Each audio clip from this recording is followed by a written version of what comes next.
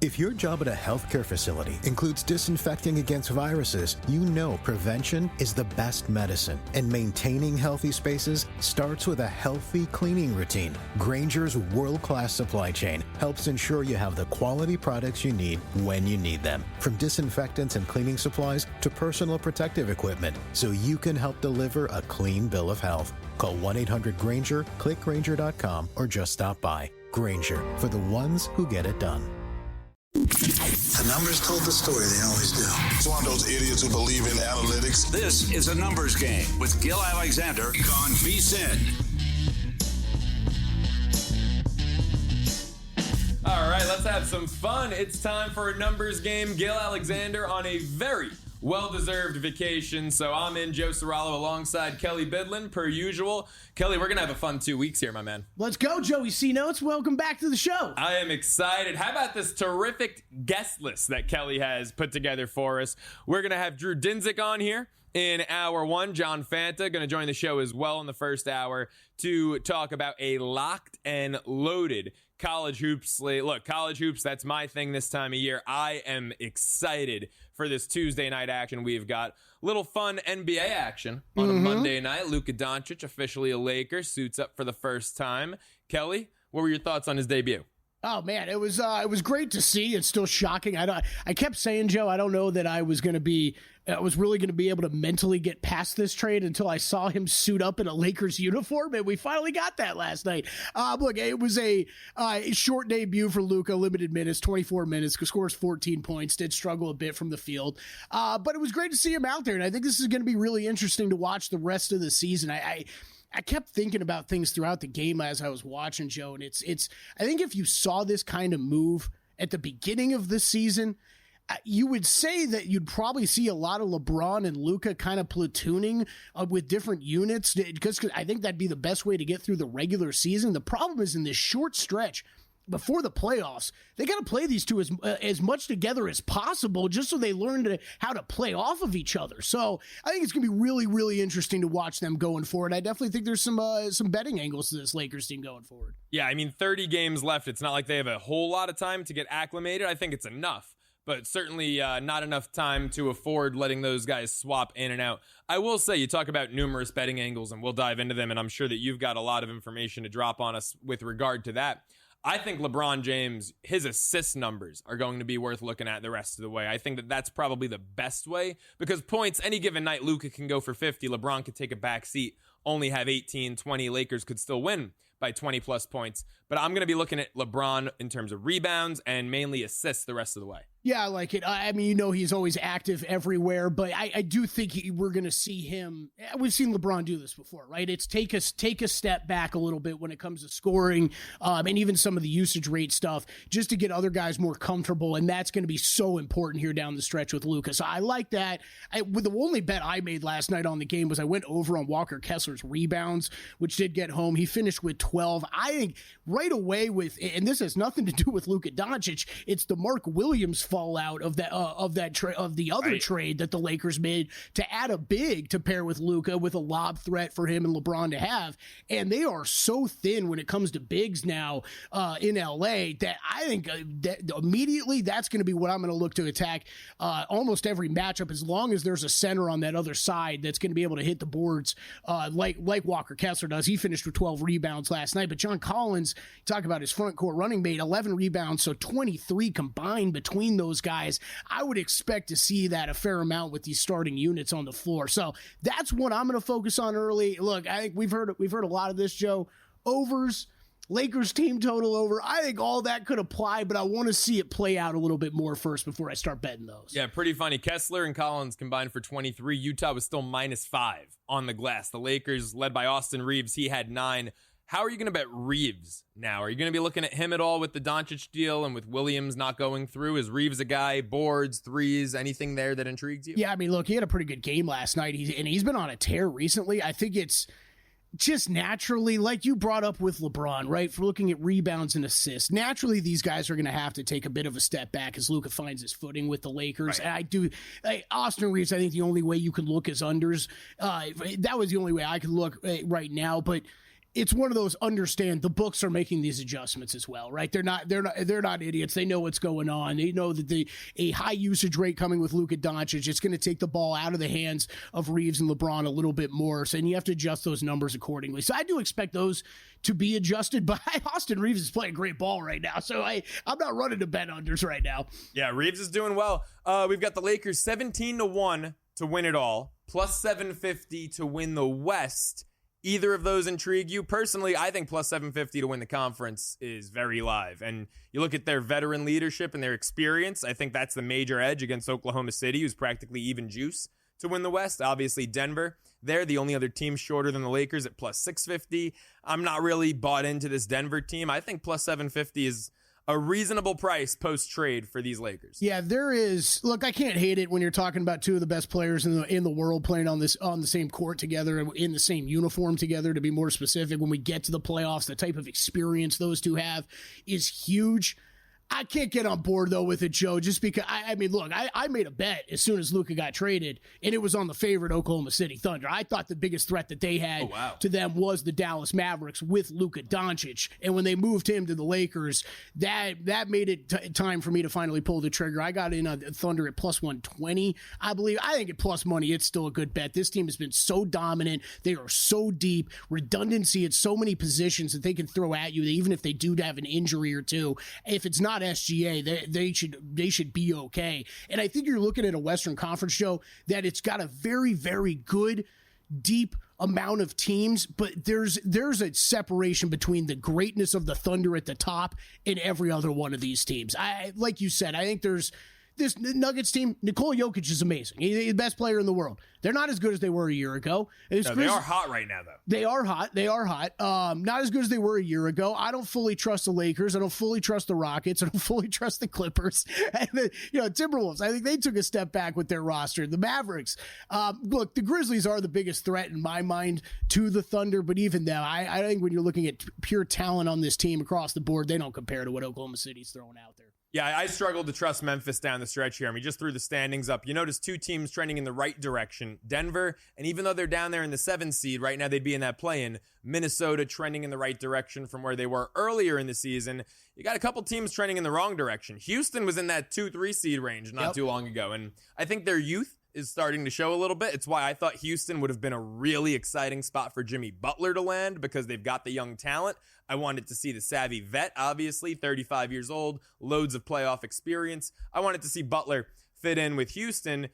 What's Golden State's ceiling right now? They're sitting there in that 10 spot. They've got Jimmy, obviously a big win at Milwaukee, but no Giannis for the Bucks. Steph puts up 38. How far can they go? I think they're maybe the biggest wild card. I'm glad you brought them up, Joe, because I think it's a very, very interesting pairing, putting Jimmy Butler on that team. And I think it's either going to equal greatness or be a complete disaster. I think it is him and Draymond. Draymond and Steph are either going to fit together so well. And Steph's made some comments already where it's interesting playing with Jimmy Butler because he's a complete opposite player of him. And it's true. I mean, you're talking about a guy, it's a type of player, though, they haven't had in a long time, really since Kevin Durant, of attacking the rim on offense, being able to get to the free throw line consistently, take a little pressure off of that outside shooting that they rely on so much. And I think that's big offensively. Defensively, we know what he can do. It's just, if Steph has a bad shooting night, Buddy Hield has a bad shooting night, does all of a sudden the Golden State Warriors that we've known for years as being this amazing three-point shooting team, do they have struggles now when you have Jimmy Butler and Draymond Green and the likes of those guys on the court?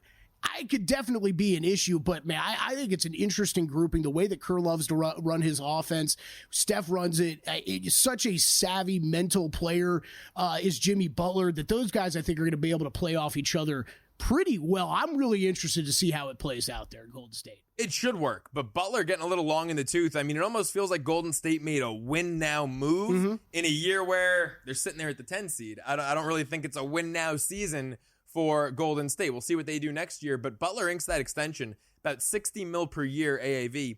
This is a guy who rarely plays 60 games. I mean, what were your thoughts on that extension? I don't like to complain about contracts. Thought it was absurd. Yeah, it's a problem for another year, though, Joe, because I think the way you look at it now, if you're Golden State, you get a Jimmy Butler who's fresh because he hasn't played many games this year. And now you get him for the stretch run, rest of the regular season into the playoffs, having a lot less mileage on his legs than he normally would have at this point. You're right. I think it's a problem for another year. I don't think it's going to be that big of an issue this year, but it's definitely a good point. I mean, the extension was... Look, it was the only way they were going to get him, right? Is if they signed him to an extension. So you kind of got to take it for what it is. But it's going to be big money on the books the next couple of years. Team we were just talking about, Minnesota, trending in the right direction. Not so much last night. They lose to Cleveland, 128-107. Started 0 for 16 from the floor. Edwards finishes with 44. He was pretty much the sole contributor to their offense. Is this more of an indictment on Minnesota, or does this show that Cleveland's the real deal, this blowout win for the Cavs? Man, it is. Yeah, Cleveland just keeps doing it. It's hard. It's getting hard to deny at this point. I don't know if I still am that big of a believer in them long term. 3-1 to win the East. I know. I mean, come on. It's silly. I know, and I still think. Look, they've been so good. I loved the addition of DeAndre Hunter. We'll see what it does down the stretch here, because that was always the question mark with this team. Would they have enough strength offensively and defensively on the wings to be able to compete? You don't see many teams constructed like they are, with so heavy at the guards and heavy down low with the bigs, and they were lacking a little bit on the wings. So adding DeAndre Hunter, I think, has the opportunity to be huge for them. But, man, I think when this Knicks team and Celtics team are healthy and playing well, they're still the two teams to beat in the Eastern Conference. Once we get to the playoffs, Joe, regular season basketball is another thing. Knicks plus 450 to win the East. Any intrigue? I'm intrigued, yes. Yeah. I'm intrigued. Celtics, you're laying 5 cents. I can't get there. No, I can't get there. You can't have me lay money on the Celtics right now at this point. No, they're not. And this is one of the toughest things to handicap in the NBA right now is figuring out, okay, are the Celtics... Are there real problems, and if there are problems, how big of a deal are they, or how much of this is just them kind of cruising into the playoffs, knowing they'll pick it up when they get there? Yeah, I mean, look, Jason Tatum had a great game last night offensively with 33. I've seen too many duds. I've seen too many 16, 17, 18-point performances out of him lately in games that they lose. Not games that they're coasting, but games that they lose. So we'll see with Boston. Going to take a look at the NFL up next. I still haven't given my final thoughts on the Super Bowl. Had the day off yesterday. We'll dive into that, dive into some futures market stuff. It's a numbers game. He's Kelley Bydlon. I'm Joe Ceraulo.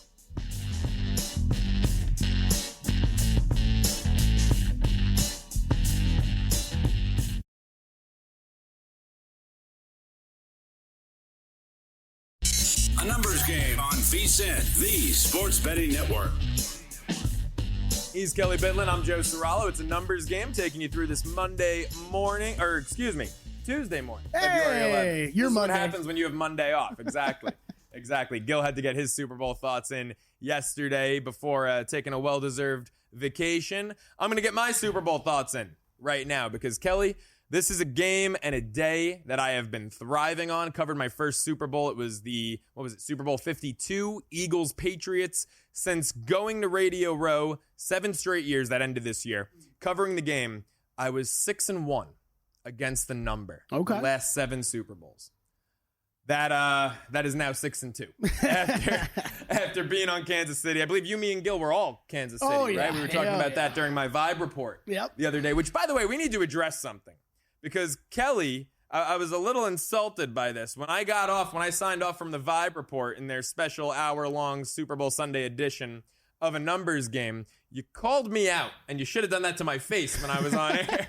Called me out for my index cards in my hand. Hey, Joe, it wasn't at you specifically. It was at the entire television business that we like to use props that have no purpose. But I was told that you had very important information on those cards. So I retract my statement. I'm sorry. There was a lot of information on those index cards. I'd be lying if I said I looked at any. I was going to say what doesn't surprise me, because Stephanie did tell me that Brian Ortega, as he does, worked very hard on compiling a lot of information for you. And I'm like, yeah, but that doesn't mean Joe looked at it at all. No. I mean, something about a 143-foot screen at Stadium Swim or whatever, and the 5 most bet props for the big game. Of course, I think none of them got home. It was all the Goddard overs and Xavier Worthy rushing over and Saquon over 110 or whatever it was. None of the 5 most bet props got home in this game. Man, yeah, that's wild. That was on that Worthy one. Yeah, that was fun. That had no shot.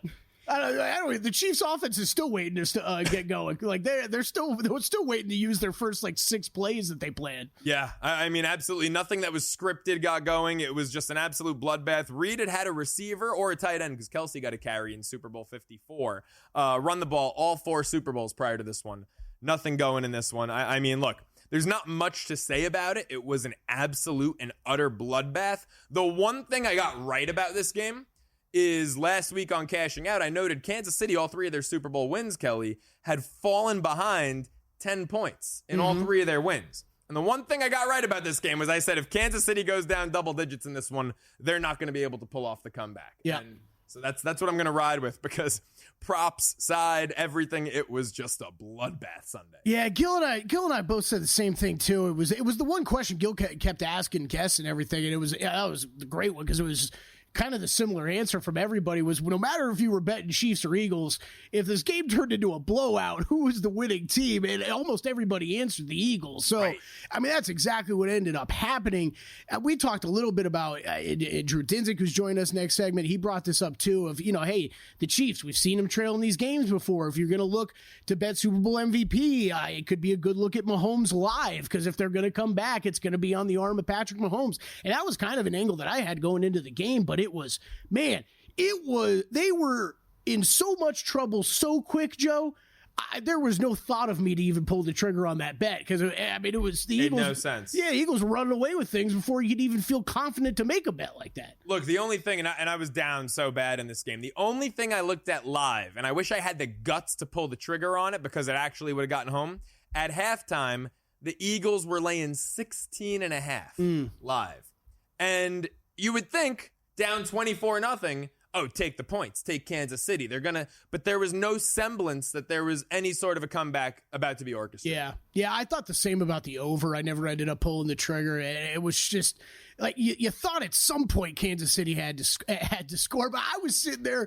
One of the biggest props that I had bet was would either team attempt a 2-point conversion. So I'm sitting there at halftime, and you're thinking, well, I like my chances of this hitting still. Down 24-0, yeah. Down 24-0, as long as the Chiefs could score a touchdown, something I would never think I'd be worried about in a Super Bowl before. But yeah, luckily they did, and they attempted multiple 2-point conversions. How about the line movement? Obviously, we're running the shots of the Gatorade getting dumped on Sirianni.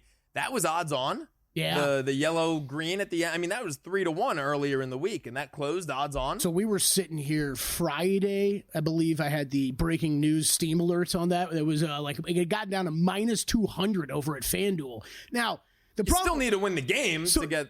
So right, Joe, you're bringing up a point. So a couple people have asked me about this because I don't know. I'm the Gatorade expert apparently when it comes to the Super Bowl. I love betting it. But the problem is that the whole handicap or the whole movement in the line, I assume had nothing to do with Philadelphia. It was that someone thought or someone knew what was in the Chiefs buckets.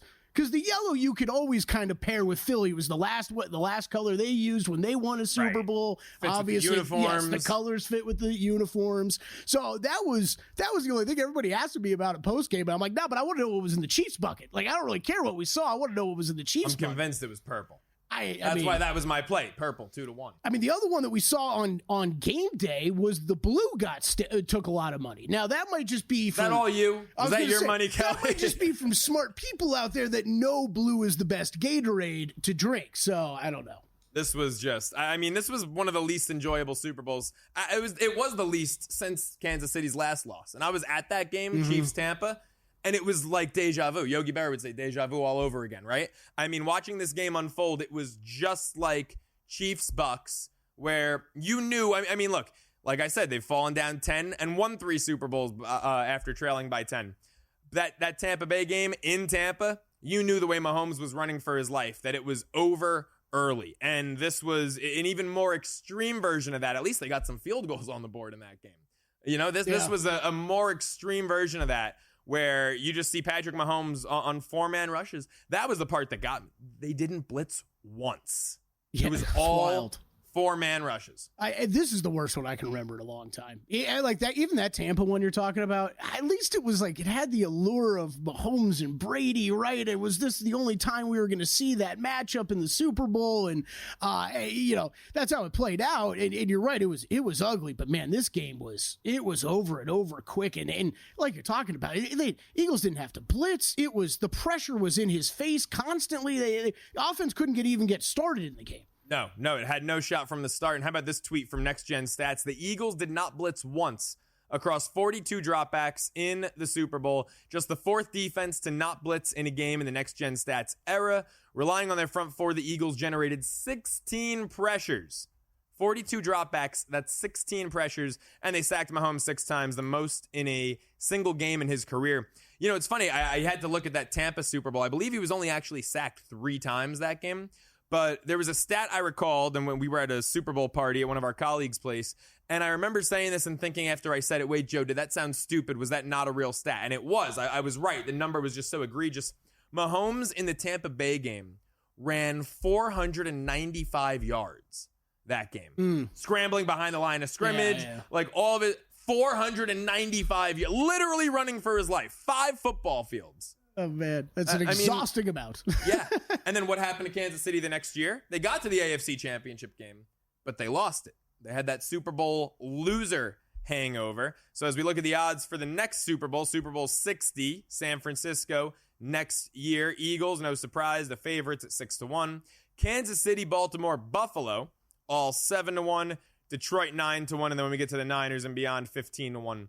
And up there, Washington, Cincinnati, Green Bay, all tied at 18-1. Kelley, for Kansas City to get back there, 7-1.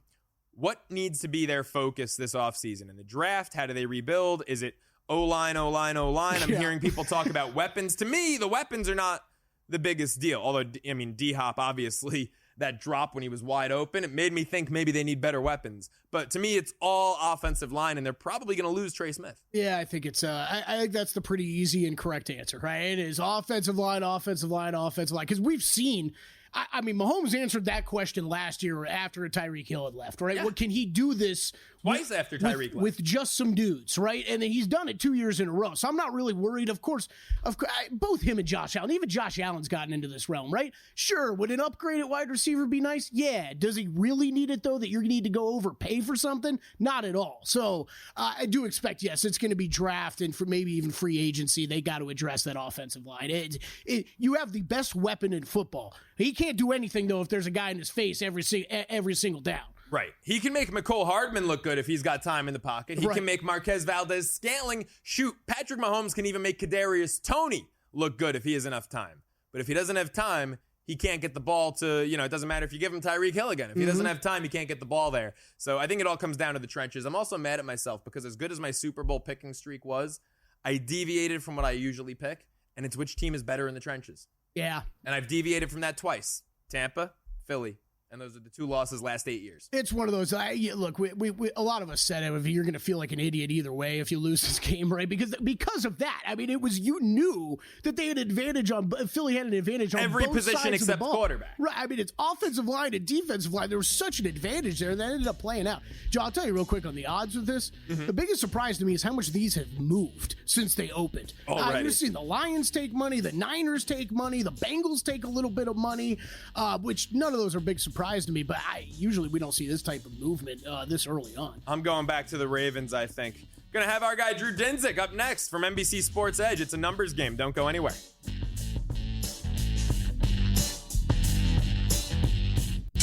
A numbers game on VSiN, the Sports Betting Network.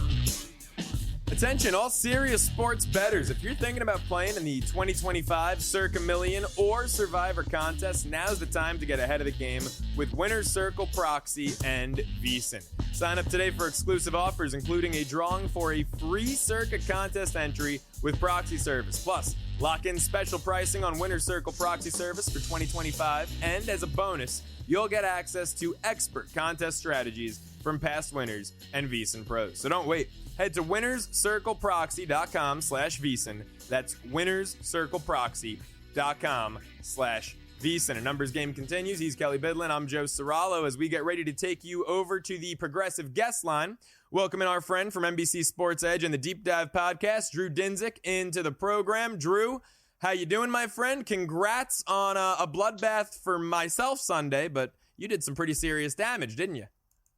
Yes. Fly Eagles fly. We're an Eagles household here. Or at least we were on Sunday. Or really all playoffs. I bet the Eagles every round of the playoffs. The market never caught up with that team. My kind of last second final thoughts handicap was these guys are the Monstars, and I don't care if Pat Mahomes is on the other side of the field. Like this is how this is going to go down. And ultimately the game state being so in their favor, getting the first score and then kind of letting things roll downhill with kind of unleashing that pass rush early, getting the key turnover early. It was certainly a matter of, I think, right handicap combined with just optimal game state. But it is exceedingly rare that I have a bet of consequence that is going to make or break my day, week, month, year, and then it goes down as enjoyably as that. So I will take it. Joe, Monstars, it's a reference to the 1996. Oh, come on. I've seen Space Jam.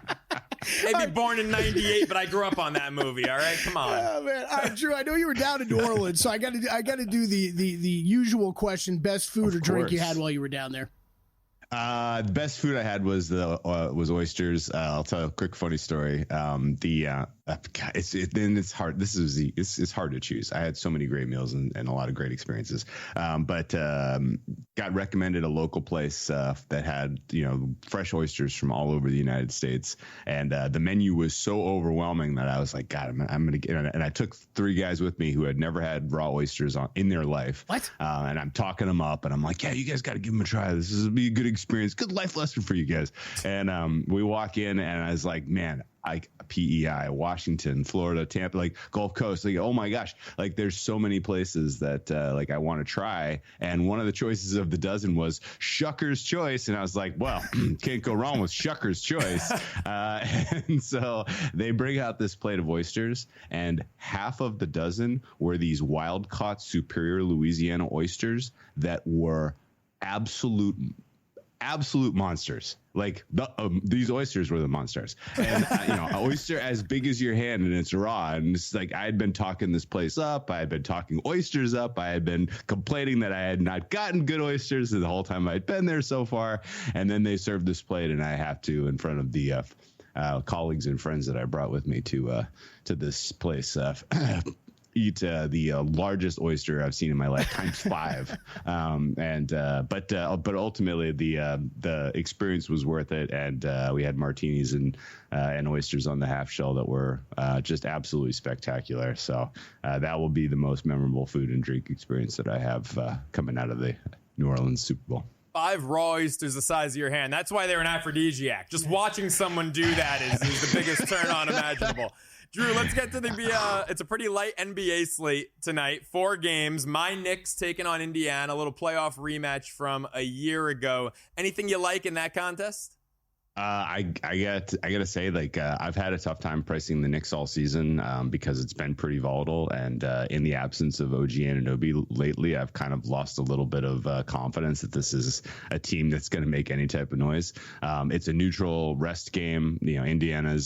Indiana has been pretty uninspiring. I bet them twice last week against the Jazz and the Blazers. They needed a miracle to beat the Jazz, did not come close to covering, and then just lost outright to the Blazers. So Indiana's dead to me right now. The Knicks are kind of waning for me, so I'm not going to have any skin in that one. The only bet on my card for tonight in the NBA is the Chicago Bulls. I'm taking on the Pistons here. I know the Pistons are they're a darling. They are sort of the kind of feel good story, I feel like, heading into this All-Star break. And Chicago, of course, kind of tearing things down a bit. I still think 5 points is too many. I think Detroit is to me, at least, they look like they need a break. And I think that Chicago is going to be pretty competitive here. I like sort of some of what I'm seeing from the youth movement there that they're starting now in Chicago. And I think Detroit, while ultimately is going to clearly be in the mix for the playoffs this year, I think, that this is a decent time to sell a bit high on them. So 5 is a big number for Detroit on the road against Chicago.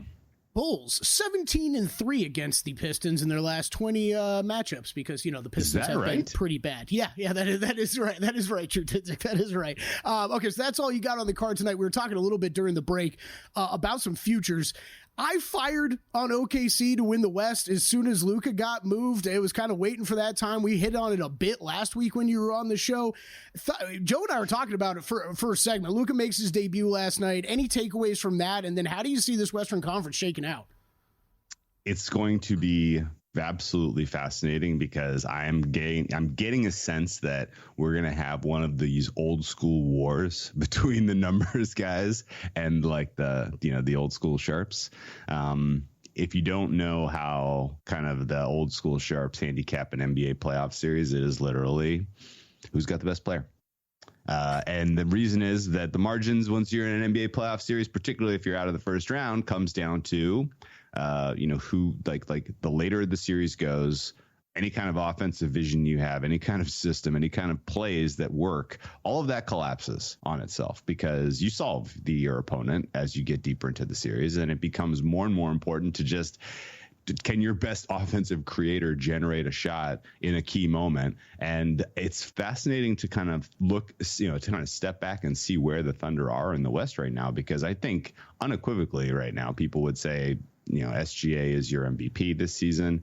But I also think there's a sort of an unequivocal, sharp opinion that, like, if he was in a series against Jokic, I think people think Jokic is a better player. If he's in a series against Doncic, I think people think Doncic is a better player, right? Even if he's in a series against like Steph Curry and the boogeyman himself, Jimmy Butler, there are certainly like a path for OKC where they will be picked against just because of sort of the star power of the kind of the heliocentric nature of their opponent and the offensive elite capabilities of their best player.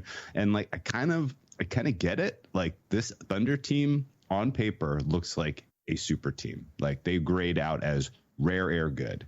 And some of that is because the West has been so weak otherwise for the balance of the season. Some of that is because they're extremely deep. Like, they've been completely resilient and resistant to any type of fatigue all season long. Like, they were a huge fatigue disadvantage recently to the Grizzlies. Didn't matter. Handle the Grizzlies easy. And that's kind of what you get when you have this super deep team. And so they're putting together this statistical resume that just looks absolutely unbeatable. And they're getting Chet Holmgren back. Yes. They're going to add another important player to the mix. And so, you kind of you think of like, well, what is fair price in the West? Like, what would reasonable series prices be, even in their worst case?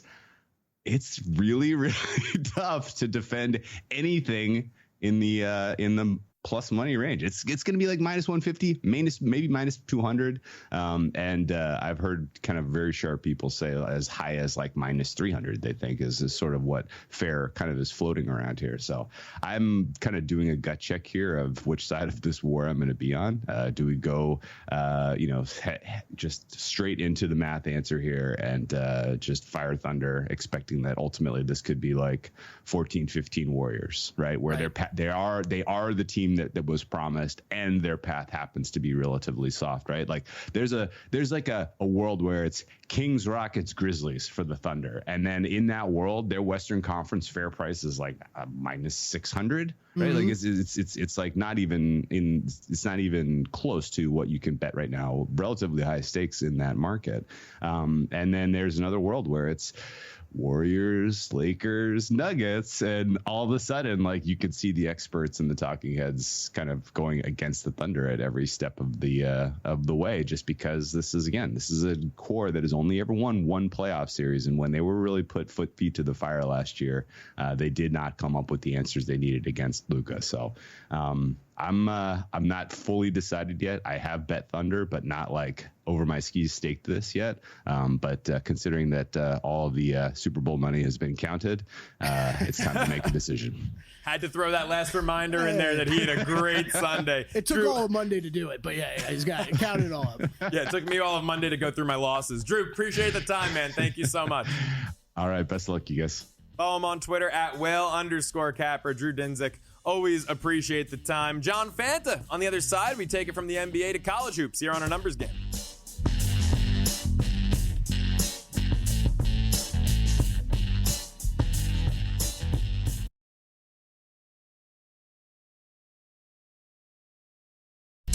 A numbers game on VSiN, the sports betting network.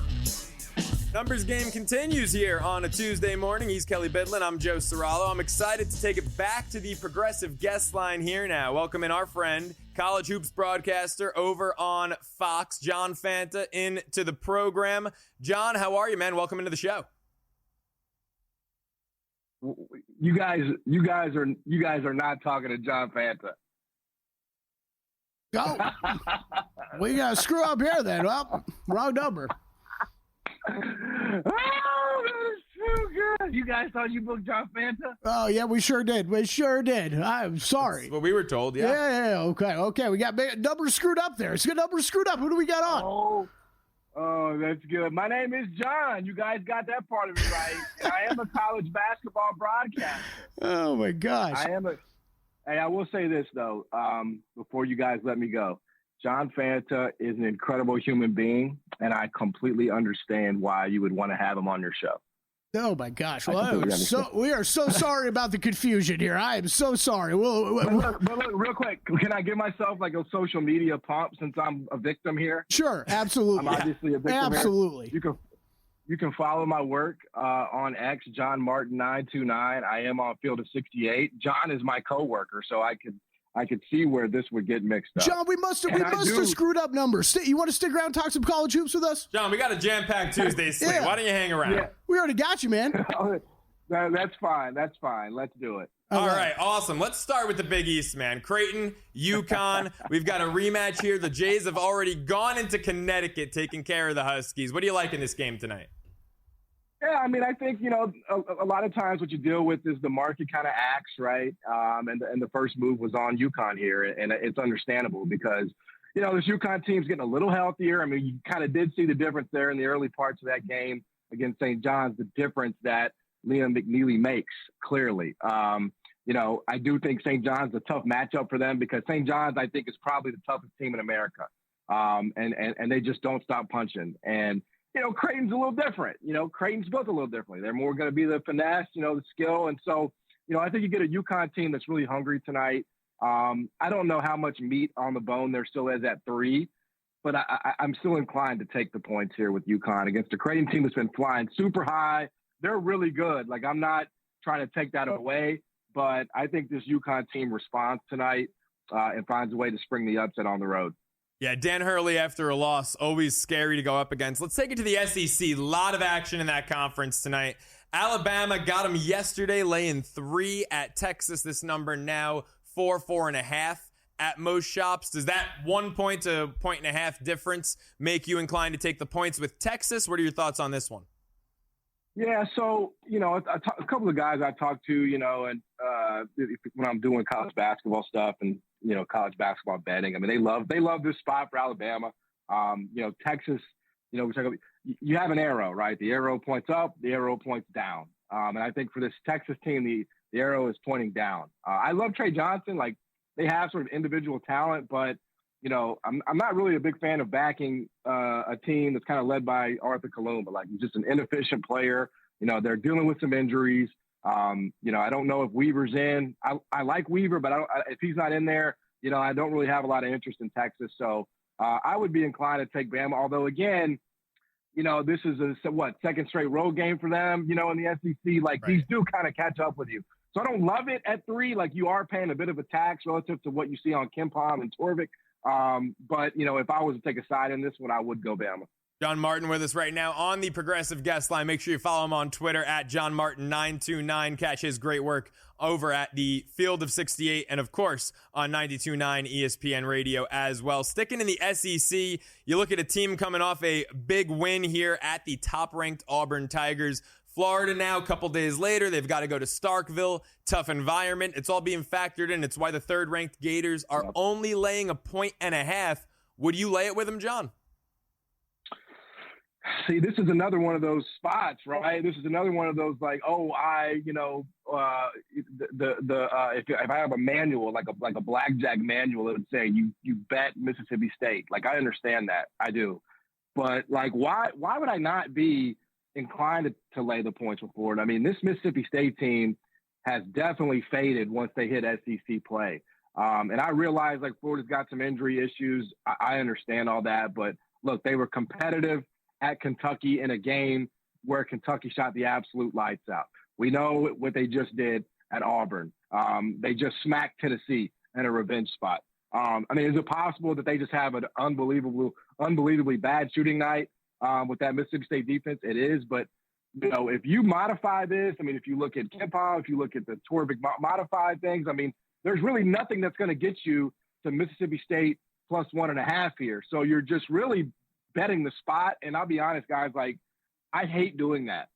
I hate betting spots. I mean, I know that in college basketball, like they come in, I realize that, but if I don't have the math to support it and my eyes don't support it, it's likely to stay away from me. This got down to a pick this morning at some spots, and it immediately got bet back. And I think that's correct. I think Florida, it might be close. It might be a one possession type of game, but I don't really feel like I'm getting any kind of discount betting Mississippi State here. So it would be Florida or pass for me. I'd have to imagine if you're on Mississippi State, you probably also like the under 152.5, because I just don't think the Bulldogs can keep up with Florida's shooting. If this one becomes a high scoring game, it's going to be all Florida all night. Sticking with an interesting spot here, Kentucky hosting Tennessee. They've already gone to Knoxville and beaten the Vols. Now they're catching 3 at home in Lexington. Can the Wildcats go 2-0 against Tennessee this year? You know, I have not really been able to get on the right side of this Tennessee team all season, man. Like, when I thought that they were going to really take off, like I bet them both times. Actually, here's what I did. I bet them on the road at Florida. Yeah, me too, man. They screwed me there. And then I bet Florida on the road at Tennessee, and that was even before Ziegler and Milicic were ruled out. And I managed to get that game wrong twice. So I have not really been the Tennessee basketball whisperer this season. But I really would be inclined to take the points at home with Kentucky. Lamont Butler's playing. Like, obviously, it is a revenge spot for Tennessee because Kentucky went in there and won. But I don't know. I think it's just a big switch when you go from playing at Oklahoma with a bunch of freshmen and no rim protection to on the road now to Kentucky, who's got a bunch of different bigs, getting healthier, and I think they just run the best offense in college basketball. So, I mean, is it possible they shut the water off? Sure, but I would take the points with the home dog here. Yeah, I like the spot for Kentucky, too. Mark Pope's team can certainly shoot the lights out. Let's shift gears a little bit to some Big 12 action. You talked about earlier with Florida, Mississippi State betting the spot, and that's not necessarily your thing to do if the numbers don't back it up. Kansas State getting a lot of love here as a 3.5-point dog at home against an Arizona team that's as hot as anyone in the country. Would you lay the 3.5 with Arizona, or do you think Kansas State does to them what they've done to a couple other high-profile opponents lately? Yeah, I mean, actually, Kansas State is the hottest team in America. I know a lot of people, and the bar was low, to be clear. Like, they were a disaster to start the season. But if you go back to January 20th, which is an arbitrary date that I'm using just to support my argument, which I would recommend anybody do, right? Absolutely. And I appreciate you admitting that, because we all do it, but we don't all admit it. Yeah, that's right. Yeah, we got to admit it. Kansas State's number 1 at Torvik since January 20th. They just beat Kansas. They won at Arizona State. Obviously, they have they beat the brakes off Iowa State. I think this is a good spot at home for Kansas State. I do. I mean, I realize that at some point the carriage probably does turn back into a pumpkin, but like, let's not forget I mean, they spent more in the portal and NIL than basically anybody. So the talent is there, and Coleman Hawkins has shown the kind of matchup nightmare he can be. So I don't know. I think you're kind of catching a little bit of a discount here with Kansas State at home. Obviously, 3 weeks ago, it would have been a much bigger number. But I think still, when you look at their recent form, Arizona's a great team, man. I'm not trying to take anything away from them, but I've got this closer to a pick. So I would absolutely be on Kansas State plus 3.5 here. John, really appreciate the time, man. Thank you so much for hopping on. Appreciate the picks. Yeah, no problem, fellas. Appreciate it. Have a great one. Follow him again on Twitter at JohnMartin929. Catch his terrific work over at the Field of 68. Folks, sports betting never slows down, and neither should you. With the Daytona 500 coming this weekend, the NBA and NHL in full swing, the PGA Tour underway, and baseball as well as March Madness right around the corner, there is no shortage of action to wager on. Start betting smarter now with a VSiN Pro subscription. For as little as $9.99, you'll get a daily email with all the plays from hosts and their guests, expert analysis, deep dive stats, and exclusive insights to help you make the smartest picks. Don't place your bets unprepared. Get full access today for only $9.99 your first month at VSiN.com/subscribe. All right. Well, thanks for John Martin for playing along there. That worked well. I have never seen that happen before. And my bad, Joe. It was great. It was a blast. John's great. First day on a numbers game. 2 weeks to go. Who's counting? Back after this.